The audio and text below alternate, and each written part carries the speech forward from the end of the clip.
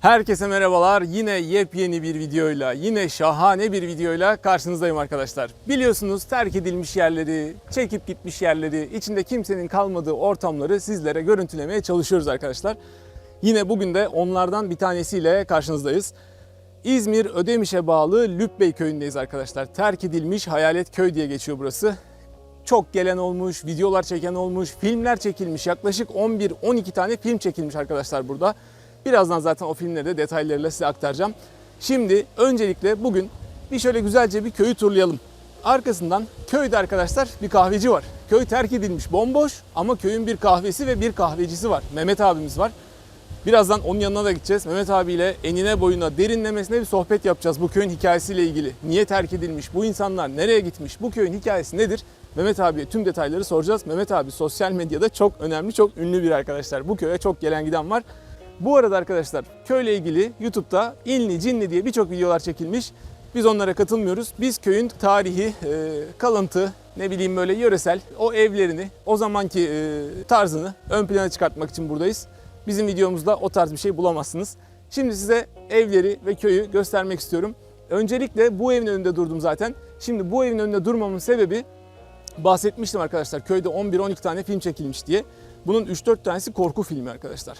O korku filmlerinden bir tanesi de bu evin içinde çekilmiş. Hatta evin duvarlarına o filmi daha iyi canlandırabilmek için bazı böyle çizimler yapmışlar. Şimdi o çizimleri de arkadaşlar size net gösterebilmek için evin içine alıyorum. Buyurun. Şöyle yine diğer videolarımızdan da arkadaşlar bilecek olduğunuz üzere yıkıntı, döküntü o evin içindeyiz. Duvarda görmüş olduğunuz yazılar, çizimler o korku filminden kalma.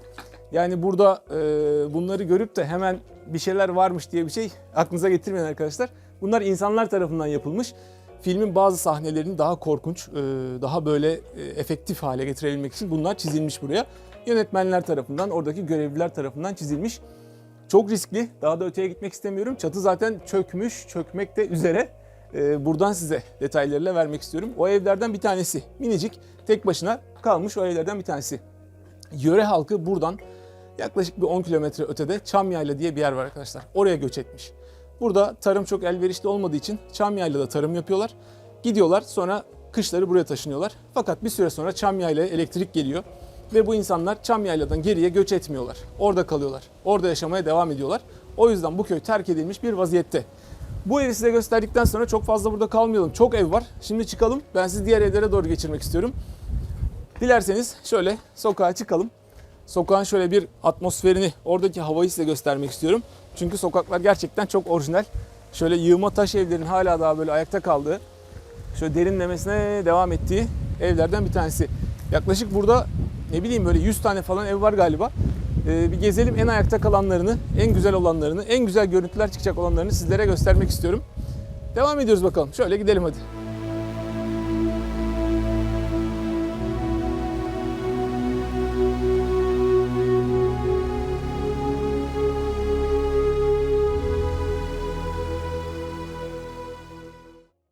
Mehmet abi kaç yılından beri buradasın? Valla aslında doğma büyüme buralıyız. Burada aşağı yukarı 2006 yılından beri bir kahveyi işletmekteyim. O zamandan bu zamana hala buradayız. Devam yine. Bakalım artık ne zamana kadar devam edeceğiz artık bilemiyoruz. Nasip. Nasip. Şimdi köy durumu belli. Benim kahveyi aldığım zamanla aşağı yukarı 25-30 kişi, 40 kişi falan vardı. 2006. 2006 yılında. Ama şimdi 2013 yılına kadar burası full time insan vardı. 25-30 kişi rahat yaşıyordu. Ta ki 2014 yılında benim bu kahvenin sahibisi vefat ettikten sonra bu köy bitti. O zaman ben bu kahveyi kapatmış olsaydım tamamen bitecek. Komple. Komple bitecek. Yine senin burada faydan çok büyük. Ya şimdi bir vefa örneği göstererek bana dedi ki Hasan abi, daha önce çekmiş olduğumuz videolarda söylüyorum. Şimdi yine de tekrar ediyorum.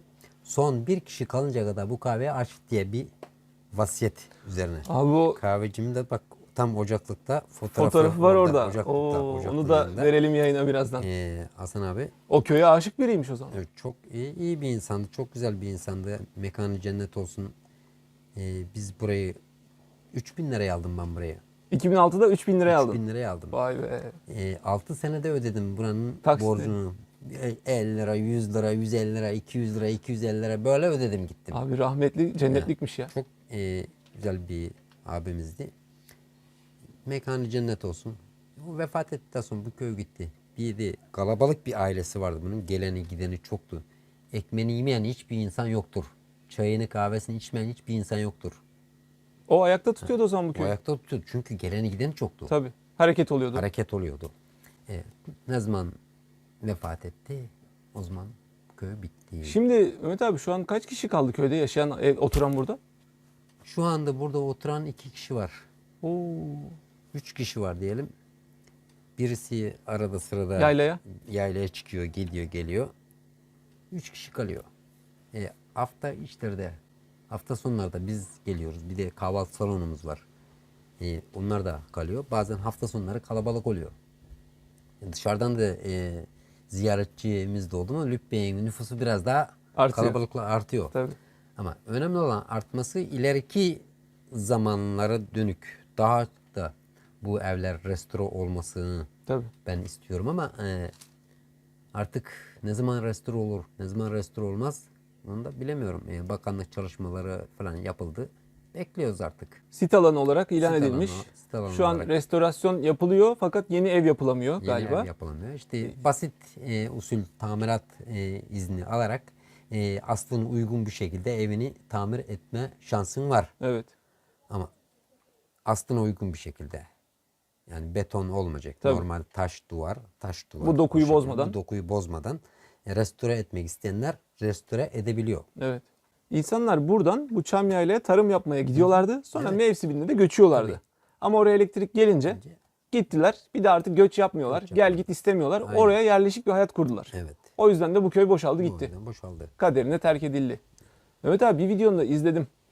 Köyün bir tarihte demişsin nüfusu 639 kişi mi? 640 kişi mi? Evet. O kadar insan yaşıyor muydu burada ya? İşte bak Hüseyin benim haloğlu olur kendisi. Bizim çocukluğumuzda buralarda cıvıl cıvıl insanlar. Hadi ya. Bütün şu görmüş olduğun evlerin hepsinde insanlar yaşıyordu. Ta ki benim bildiğim ama 639 nüfus yaşamış burada. Daha fazlası da yaşamış ama kışın buraya göçmek mecburdu. Çamyayla'da durmak zordu bizim. O evler kışa dayanıklı yapılmamış. Değil. Yazdık orası. Köyde bir tane kahvaltı evi var arkadaşlar şöyle. Ninemin kahvaltı evi yazıyor. Lübbey hatırası diye. Burada çok fotoğraf çekilenler de oluyordur muhakkak. Hafta sonları, cumartesi, pazar günleri özellikle köy gerçekten de çok aktif. Buraya doğa grupları, yürüyüş grupları sık sık geliyorlarmış. Bu kahvaltı evinde muhakkak ziyaret ediyorlardır. Şöyle burada yine birkaç tadilat falan da var zaten. Burası köyde aktif olan, ayakta kalan nadide yapılardan bir tanesi. Şöyle uydu anteni falan da var. Minik ahşap pencereleri falan hala açılıp çok toz, çok kum oldu.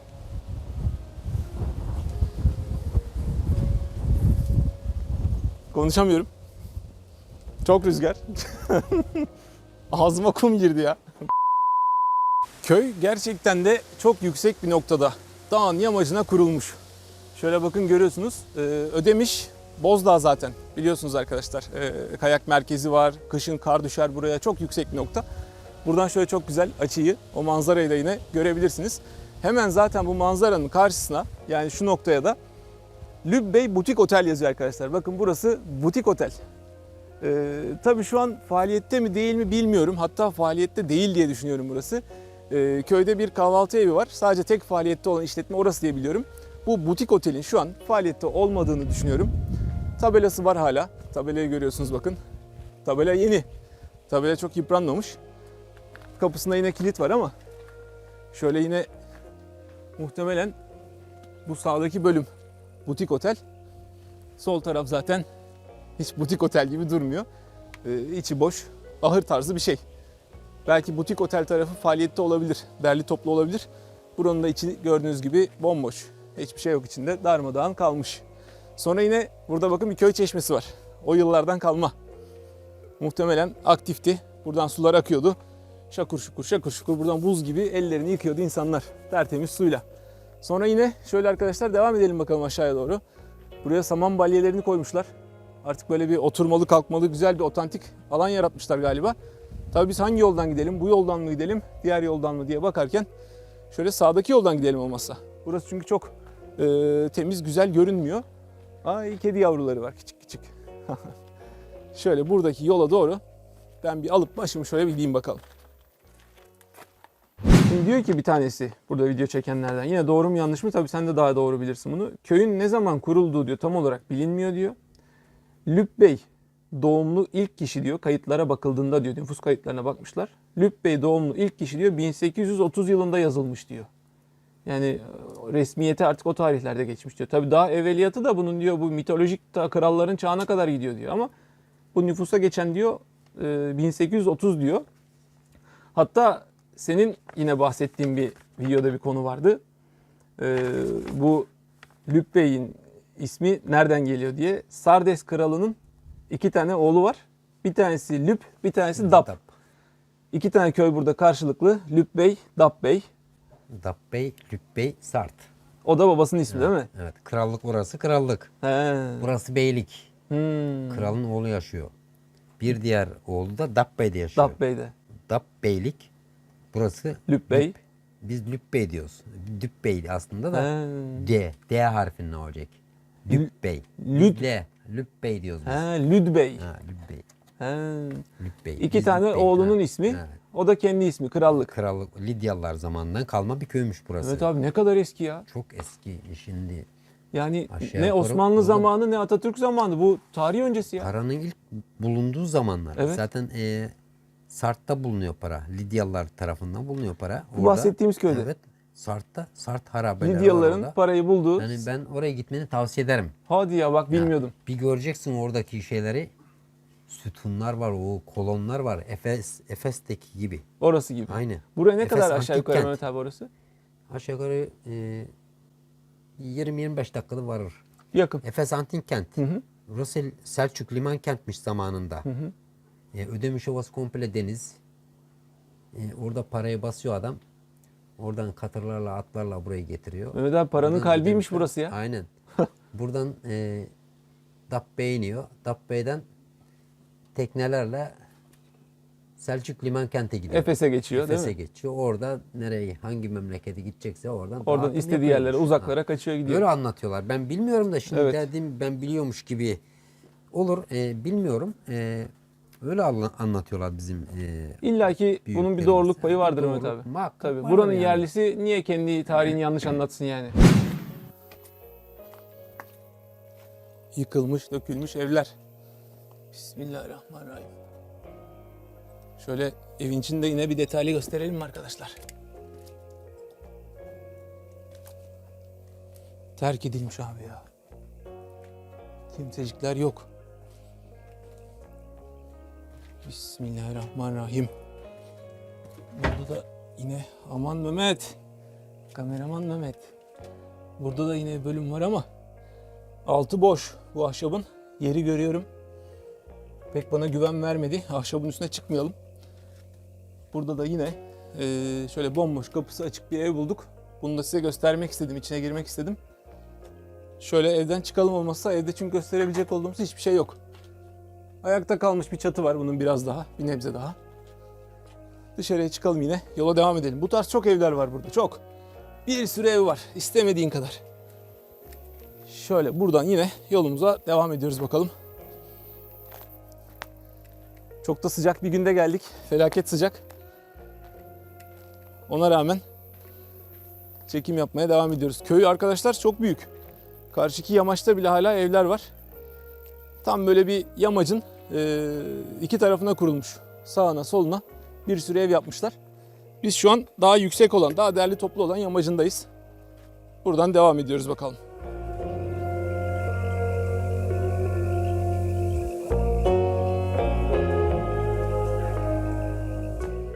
Ne kadar güzel bir görüntü değil mi? Baksana. Ayakta kalmış bu birazcık daha böyle. Altı taş, üstü ahşap, küçük balkonu var. Kapı çok büyükmüş ama belki muhtemelen hayvanların girip çıktığı kapı olabilir. Çünkü üst katı ev, alt katı dam olarak kullanıyorlar genelde. Kapı da çok büyük. Muhtemelen buradan hayvanlar giriyordu. Belki insanların girişi öbür taraftaydı. Evin temsili evlerinden bir tanesi köyün.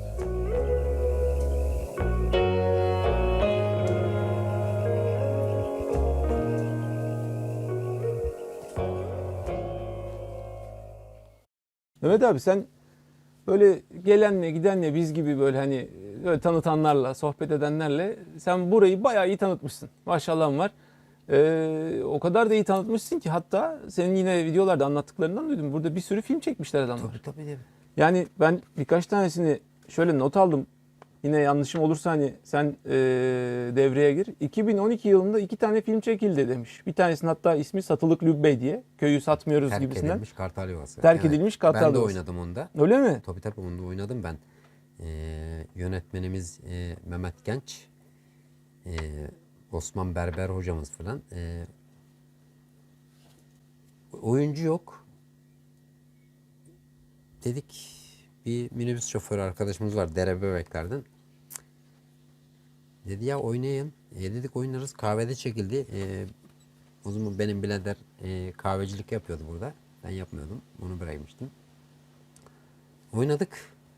Onda da oynadık. Vay Terk be. edilmiş Kartal Yuvası. Hatta dedim ki ben orada 2 kelime söyledim. Gazete okuyordum ben şimdi. Ali dayı kapıdan girdi. Sabri abiyle sohbet ediyoruz. Ali dayı artık köyün ağası. Dedim ki Ali dayı dedim. Duydun mu dedim. Köyü dedim satın alıyorlarmış falan dedim. Ben dedi satarsam alırlar falan böyle bir o sahneyi çok Replik. çekmiştik. Ha. Vay be. Birkaç defa çekmiştik o sahneyi. O da burada oldu. Burada oldu içeride. Peki Mehmet abi az önce bir şey anlattın. Şu meşhur kedimiz dedim. Cannes Film Festivali'nden bahsettin. Bir o konuyu abi anlatsana Evet. bir tam olarak ya. Şu kedi de yani Ya şimdi Boncuk benim rol arkadaşım. Aşağı yukarı 2016 yılıydı zannediyorsam tam olarak hatırlamıyorum. 2016 olması lazım.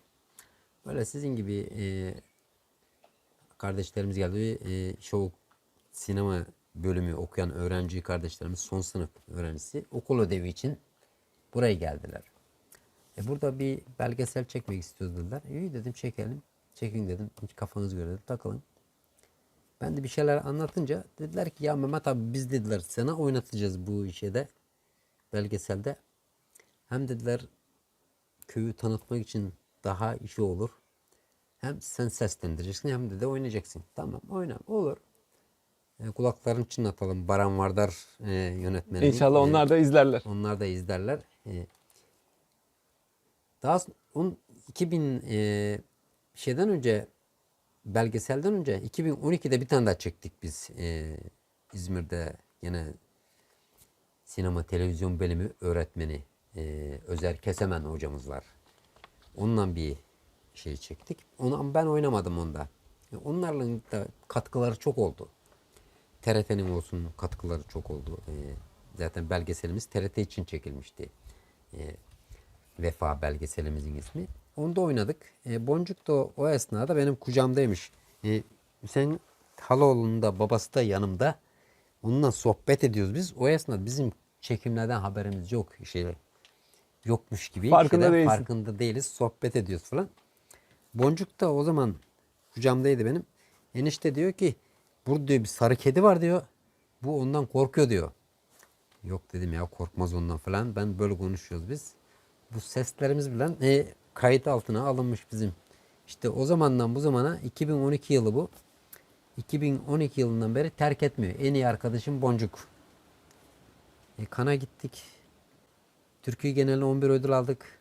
Cannes Allah Film Allah. Festivali'nde Türkiye'yi temsil ettik. Bu belgeselle Bu Cannes Film Festivali'ne Evet. çıkıldı. Evet, Cannes Film Festivali'nde gösterime gittim. Berlin'de gösterime girildi. Yani 11. Berlin bilmem ne festivali vardı. Onu da gösterime girdi. Bak sen boncuğa bak ya. Bak. Hemen anladı Aynen. kendine. Anlar o. Çok Vay be. akıllıdır. Onun dışında Mehmet abi burada daha bak neler çekilmiş ya. Çanakkale 1915 keşif filminin girişi, başlangıcı burada çekilmiş. Lanet diye bir korku filmi, Ruhun Dirilişi diye korku filmi, Yeşil Deniz diye bir dizi galiba burada çekilmiş. Bahsetmiş olduğum karşıki yamaç buradan daha net görünüyor arkadaşlar şöyle. Buradan size de onu bir göstermek istedim. Karşıdaki evleri şöyle görüyorsunuz daha detaylı. Bir vadi dediğim gibi. Evlerin bir kısmı o tarafa konumlanmış. Bir kısmı bu tarafa konumlanmış. Tabii evlerin hepsi harabe. Kimisinin çatısı yok. Kimisinin çatısı var ama farklı farklı tahribatlara uğramışlar. Zaten bunları bir drone görüntüleriyle yukarıdan size daha net, daha detaylı göstermeye çalışıyorum bir yandan. Şöyle devam edelim bakalım. Yamacın ucuna doğru gidiyoruz.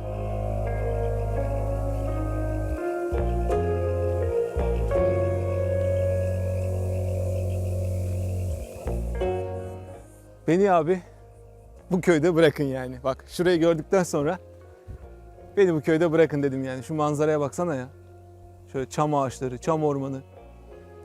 Burası kışın çok kar alan bir bölge. Çok yüksekte bir yer burası zaten. Biz araçla çıkarken bile çok zorlandık yani. Çok yüksekte bir yer. Ödemiş'in Bozdağ'ın eteklerindeyiz. Köyün tam burası uç noktası, bittiği nokta. Buradan aşağı tam manzarayı iyi vermişler. Yol falan yok. Yollar fena, çok kötü. Şöyle görmüş oldunuz. Şuraya tırmanacağız arkadaşlar şimdi bakalım. Hadi bize kolay gele.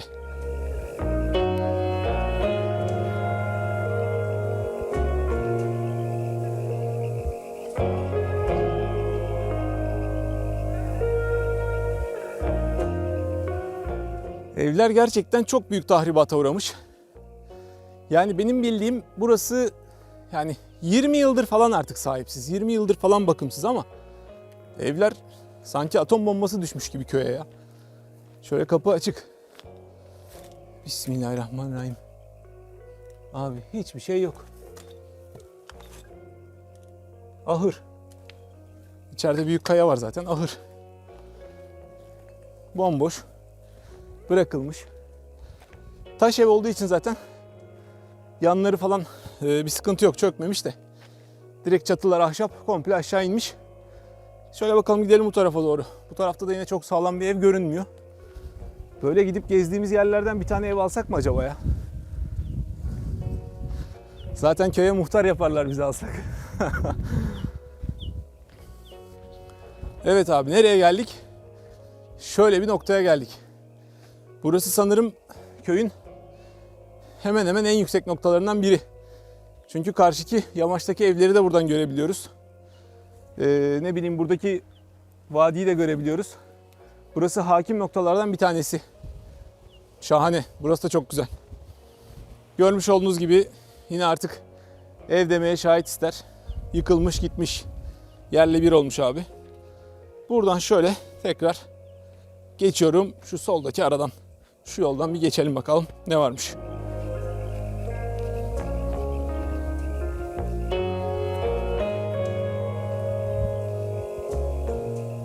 Burada yol yok abi. Burası direkt evin içine bağlandı. Muhtemelen şuradan şöyle aşağıya ineceğiz. Zaten köy tam bir U sistemiyle. Şöyle buradan gidiyorsunuz, şöyle geriye dönüyorsunuz. Aynı noktaya çıkıyor. Şu yoldan şöyle bir bağlanmaya çalışalım. Köyde bir rehberimiz olacaktı. Bize rehberlik edecekti ama kayış attı. Ali diye bir kardeşimiz vardı küçük. Az önce yanımızdaydı. Sonra birden kayboldu. Evet. Düz yolu bulduk.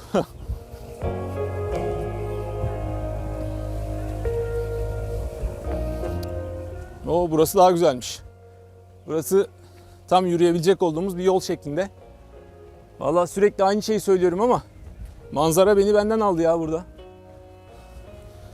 Yaşamış olduğumuz şehirlerde her zaman böyle görmeye alışkın olmadığımız şeyler bunlar. Hangimiz evin balkonundan çıkıp da hani şöyle bir manzaraya bakabiliyoruz? Sayılıdır. Çok fazla yok. Sen burayı sahiplendiğin için buradasın, anladım. Hani burasını ayakta tutalım, bu köy canlı. Sen buraya bir aşkla burada duruyorsun. Besbelli de. Buradan pek bir ekonomik bir şey olmaz abi ya. Vallahi Hafta ekonomik sonları bir şey olmuyor da oluyor. Neden oluyor biliyor musun? Benim buraya gelen misafirlerim, onların vermiş olduğu 3 kuruş para veya 5 lira, 10 lira, 20 lira vermiş oldukları para yarıyor değil mi? Bereketli. bereketli para. Ya. Güney Amerika'dan bu belgesi Vefa'yı izleyip de geliyorlar. Hadi ya. Biz de şuradan 200 kilometre yol geldik diye bir şey zannediyoruz ha. İngiltere'den, İtalya'dan, Fransa'dan, Almanya'dan, Güney Amerika'dan. Belgeselin ismi Vefa dedin değil mi Mehmet Vefa. abi? Bak bunu da bilmeyenler izlesinler. Bunu da bilmeyenler izleyebilir. Evet. Vefa belgeselimizi. Ben izlemedim şahsen, merak ettim bak. Gidip bakacağım ona. Geçen de yine çektik. Eskişehir'den öğrenci kardeşlerimiz geldi.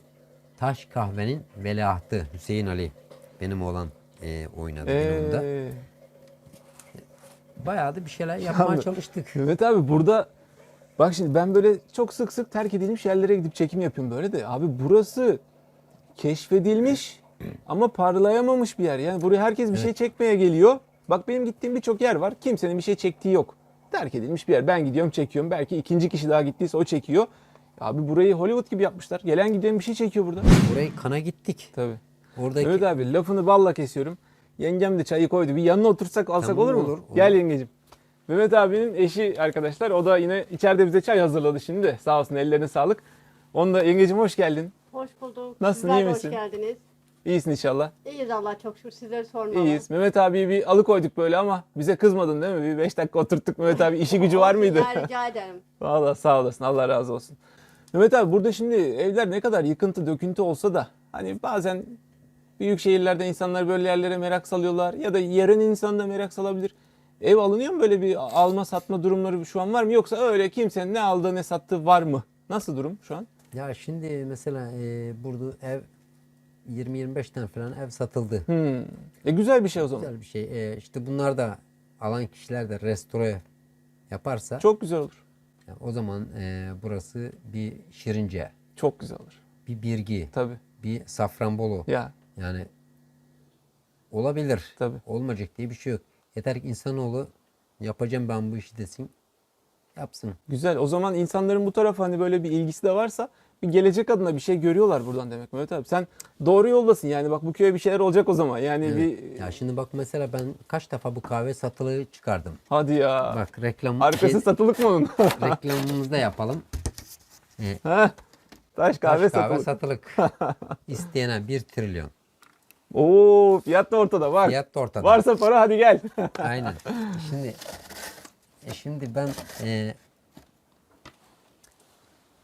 benim takipçilerim, sevenlerimiz, dostlarımız benim buraya satmamı istemediler. İstemez. İstemediler. Bana sorsan ben de istemem. Ha, Bak istemediler. ben çünkü de artık neden şey yapmadım. bir telefonla çıkıp gelsem olur mu Mehmet abi dediğimde sen gel dedin. Şimdi senden sonra buraya alacak olan adam belki şu kamerayla var ya beni şu duvardan bu tarafa geçirttirmez. Aynen. Belki. Şöyle burada yine bir ev görüyorum. Kapısı, camı, her şey iptal. Bir bakalım şöyle. Bismillahirrahmanirrahim. Abi nasıl ahşap kullanmışlar? Nasıl bir ahşap malzeme? Kütükler. Abi hep ahşap. Dağın tepesi tabii. Bol bol burada ahşap bulunabilir. Kolay.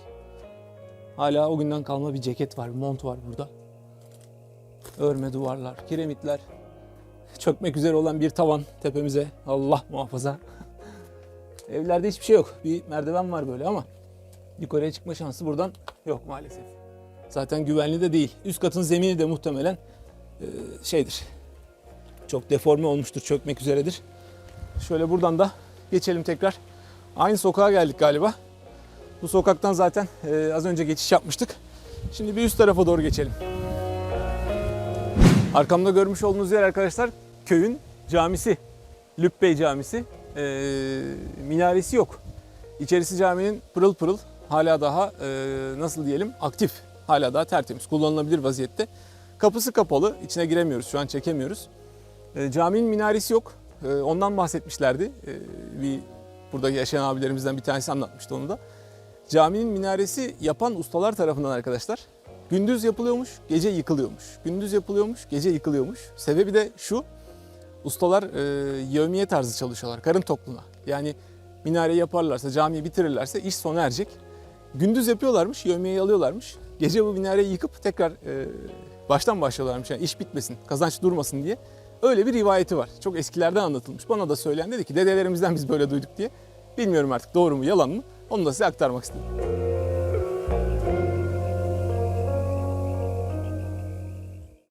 Köyün sokakları, böyle dar dar küçük küçük sokakları gezmekle bitmez arkadaşlar.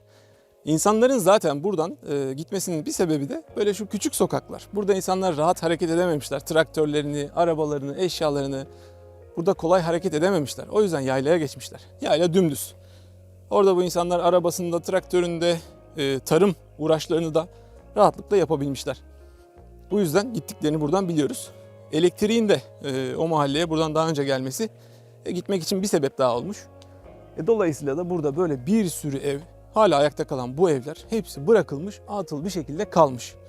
Yani burada sanki şöyle bir 100 yıl geriye gitmiş gibiyiz arkadaşlar. Hani evden insanlar çıkıverse 100 yıl gerideyiz yani şu an. Çünkü atmosfer hala o günkü gibi.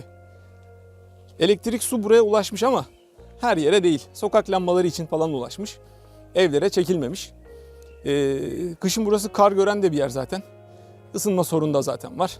Ama ahşap çok. Her evde zaten soba ve ocak tarzı şeylerle ısınılmış.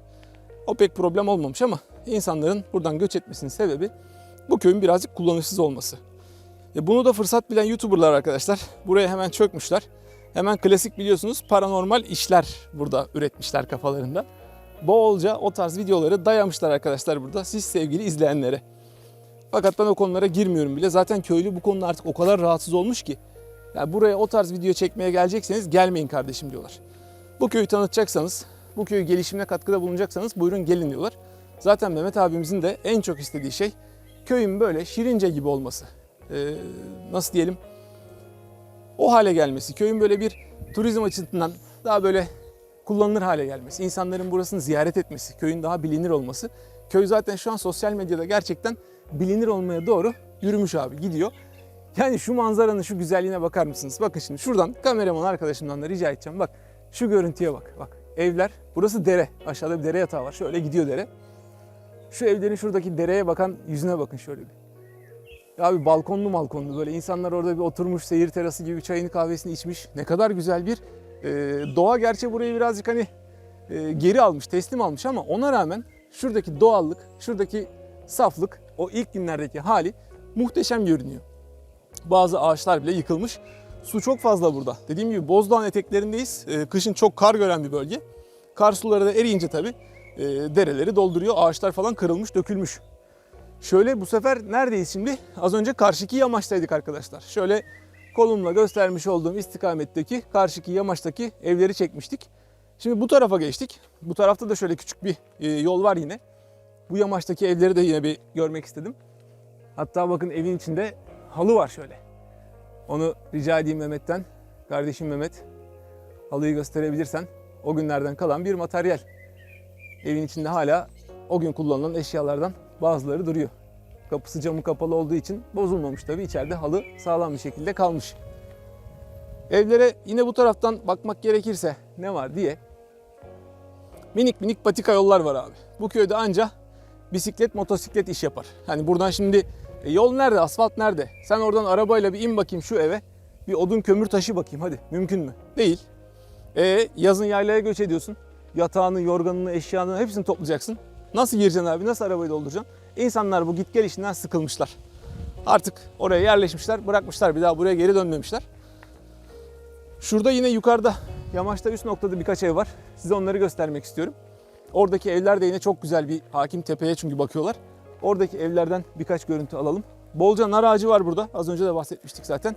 Hep duvarlar örme taş, evler örme taş. Narlar var çok güzel yine. Erik gördüm birkaç tane. Bölgede hala çok sulak bir bölge olduğu için şey bozulmamış. Bitki örtüsü bozulmamış. Yani insanların çok bakmasına ihtiyacı bile yok galiba bunların. Kendi kendine tertemiz devam ediyorlar hayatlarına. Bak zeytinler var. Zeytin de bol bu bölgede zaten. Ege zaten zeytiniyle ünlü. Gerçekten köyde bir ferahlık var, bir dinginlik var arkadaşlar. Şurada şöyle hani ne bileyim ya. Tabii yolları falan böyle daha da temiz olsa, daha da güzel olsa. Şurada çık abi yürüyüş yap. O komşudan öteki komşuya. Bak ne kadar güzel evler var burada. Şu karşıdaki evleri bir rica etsem şöyle alabilir miyiz? Şu anki bakış açımda olan evleri size göstereyim arkadaşlar bakın. 2 tane ev. Tam tertemiz, etrafı da açıklık. Direkt şöyle karşıdaki vadiye hakim bunlar. O vadiye de bakıyorlar. Hemen asfalt yol bu evlerin üstünden geçiyor zaten. Bu evler ulaşıma birazcık daha yakın. Tabii yine yürüyerek ulaşım. Arabayla maalesef.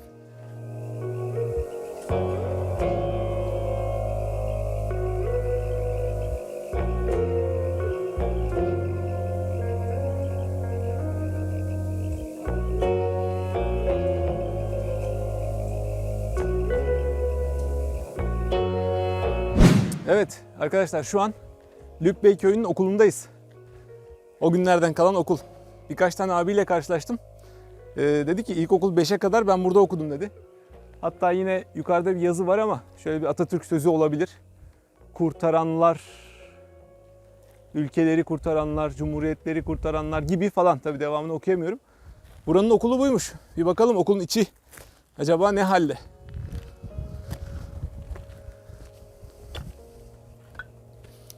Okulun içi arkadaşlar tamamen gidik. Şöyle buradan bir zemin varmış. Tabii size göstereyim. Zemin çökmüş gitmiş. Muhtemelen 2 tane sınıf olabilir burada. Ortadan 2'ye bölünük çünkü 2 zemin var. Burada öğrencilerin. Zaten burası tek sınıftır yani. Hadi 2 sınıf olsun. Küçük bir köy okulu. Orada hiçbir şey kalmamış. Burası da aynı şekilde zemin gidik. Burası da belki okulun tuvaletiydi. Okulda görmüş olduk. Hiç bu kadar eski bir okul görmemiştim tabii. Okuldan çıktığınız zaman yine her yerde aynı zaten. Köyün manzarası her şekilde enfes. Şöyle köyün içlerine doğru devam. Bunlar Mehmet abi şimdi Evet. ocakta sen. Hı hı. Değil mi? Evet. 5-6 sene önce yine gelenler. Bunları Mehmet abi kendi bastırıp da mı böyle getirmiş sana? Bunları kendisi bu şekilde Vay bastırmış be. getirmiş bana. Direkt çerçevelik yapmış yani. Evet. Şimdi yine de şöyle. Bunlar da eskiler mi yine? Bunlar da hepsi aynı. O Vay zaman be. çekilen fotoğraflar. Vay vay Yine vay. Yürüyüş grupları galiba bunlar Yürüyüş yine. grupları Güven İslamoğlu falan Evet. orada. O CNN burada şu an bak. CNN burada CNN bak. Haber burada. İşte o zaman 2015-2016 yılıydı herhalde sanırsam. Oo. Bunlar fotoğraflar Bahattin abimiz gene Evet. Ekodos. Bak yaşlı amcayı vefat çekmişler. ettiler. Hadi ya hayatta Evet. olmayan insanlar. İşte bak bu insanlar ben bu kahve aldığım zamanlar burada yaşıyorlardı. Düşün. O yıllarda O bile değil mi? zamanlar. Bak bu da İbrahim amca. Bu da Rahmetli mi o da? rahmetli oldu. Vay be. Bunlar bu insanlar hep yaşıyordu. Mehmet abimin gençliği biraz daha. Bu benim Biraz daha Mehmet abimin o yıllardaki evet. ocağın Yine- başında yine görevinin başında. Vay be Mehmet abi. İnsan bunları görünce işte burada kalmama değer diyorsun. Aynen. Mehmet abi sen şimdi İşte- burada mısın? Her gün git gel devam mı yine? Ben gidip geliyorum. Kaç kilometre Mehmet abi senin her gün yaptığın yol? Buradan bir söyle bilsinler. Şu anda ben mesela her gün 36 kilometre yol yapıyorum. Yuvarlayıver 40 kilometre her gün yolun var. Her gün 40 kilometre gelip gidiyorum. Vefaya bak, aşka bak ya. Şimdi Lübbe'yi kurtarsam kendim kurtaracağım. Evet. Lübbe'yi kurtulduğumu burada insanlar olacak ya. Tabii. Dükkanlar olacak. Efendim söyleyeyim müzikaller olacak. Tabii. Bir şeyler olacak. Bu köyü zaten kurtarıp o hale getirirsen Mehmet abi şu Lübbe ismini değiştirsinler, Mehmet Bey yapsınlar. Yok olmaz Bak, öyle şey onlar. ama Şimdi ciddi uğraşıyorsun bak. Yıllardır Tabii. Lübbe diye. Tabii o işin Onun- şakası Şimdi aslında bizim burası Çamyayla bağlandı değil mi şimdi? bağlandı. Eskiden Burası- merkez biz- burasıydı. Evet, eskiden merkez Çamyayla burasıydı. buraya bağlıydı. Çamyayla falan yok. O da yok. Lübbe yaylası diyorlar. Lübbe yaylası. Çamyayla mı var? Yok. Çamyayla Şimdi yok. sizin önünüze geçti. Şimdi o bizim önümüze geçti. Ama yarın ileride burası kalabalıklaşırsa İşler değişir. işler değişecek. Evet. Lübbe tekrardan eski şeyine. Evet abi gözlerinde o ateşi görüyorum var ya sen. Ya. Allah ömür verirse bak sen bunu başarırsın. Başaracağız inşallah. Mehmet abi ben yine bak aldığım notlardan şöyle bir aralara atayım. Hem burada izleyenlere geçsin. Hem sen de yine aradan bir şey yakaladığında o konuyla ilgili söyleyeceğim bir şey oldu mu? Oradan da yine araya girersin. Abi Kültür Turizm Bakanı Mehmet Nuri Ersoy köye gelmiş, incelemelerde bulunmuş. Sonra Çevre ve Şehircilik Bakanlığı çalışmalar yapmış arkasından. Haritalandırması yapılmış, çizimler yapılmış, turizme kazandırılmak için çalışmalar yapılmış. Tabii şu an artık ne durumda bilinmiyor ama bu tabii çok önemli bir şey. Burada bu olmuş. Ondan sonra abi ne demişiz? Günde demişiz bir defa köye bir dolmuş geliyor demiş. Yayladan inen dolmuş herhalde buradan geçiyor. Yolcuları aşağı doğru götürüyor. Ondan sonra abi ne demişiz? Köyde demişiz ki bir tane cami var. Bir tane kahve var. Bir tane kahvaltı evi var. Okul var. Butik otel var. 160 kadar da ev var demişiz. Doğru mu bilmiyorum. Tabii bak tescilleye gidiyoruz abi. Ben topladım bilgileri geldim. Dersimizi bakalım düzgün çalışmış mıyız? Yine Mehmet abinin ağzından çıkan laf bu. Zaten doğrulamasına gerek yok. Direkt kendi söyledi. Diyor ki eczacı bir arkadaş diyor buranın diyor zamanında bir iki fotoğraflarını çekti diyor. Oradan diyor tanınmaya, bilinmeye, daha bir ön plana çıkmaya başladı diyor. Doğru söyledin mi Mehmet abi? Aynen. O da var. Kendisi de yine ifade etti zaten. 2006 senesinde diyor kahveyi aldım diyor. 3000 liraya almış. O zamanki bir abimizden almış. Abimiz de vasiyet etmiş. Demiş ki bu köyde bir kişi kalana kadar burayı demiş çalıştıracaksın. Burayı demiş sahipleneceksin, bakacaksın demiş. Daha sonra yine notlarımızdan bir tanesine gelelim. Filmlerle ilgili zaten yeri söylemiştik. Burada yaklaşık benim not aldığım 2, 4, 6, 8, 10'un üzerinde film var. Belgesel de var, filmler bunların için karışık. Hatta bir tanesi Cannes Film Festivali'ne kadar çıkmış. Çok meşhur, çok popüler olmuş bu köyde çekilenler. Bereketli, bu köyde çekilen görüntüler uğurlu geliyor. İnşallah bizimki de izlenecek, görülecek. Destek olun arkadaşlar. Bakın böyle yerlere geliyoruz, gösteriyoruz. Böyle hikayeleri size anlatıyoruz, paylaşıyoruz. Bunlara nasıl olur bu işler? Siz destek olursanız, abone olursanız, bir like atarsanız, yorum yaparsanız biz yine böyle köyleri gezmeye devam edeceğiz. Bu tarz hikayeleri karşınıza çıkarmaya çalışacağız.